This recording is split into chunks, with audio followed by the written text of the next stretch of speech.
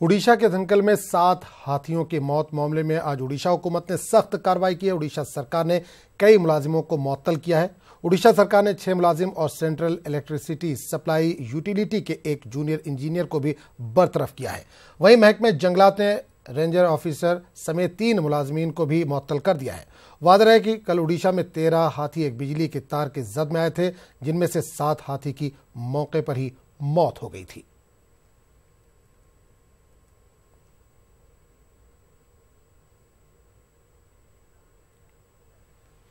दिल्ली में Delhi transport corporation यानी DTC मुलाजमीन की हड़ताल जारी है। गुज़िश्ता 22 अक्टूबर से मुलाजमीन मसावी तनख्वाह और मुस्तकिल किए जाने वगैरह के मुतालबे के साथ गैर मुअय्यना मुद्दत की हड़ताल पर है।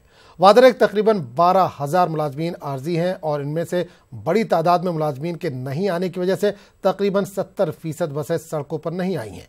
वादह है कि डीटीसी के बेड़े में 3,882 बसें हैं।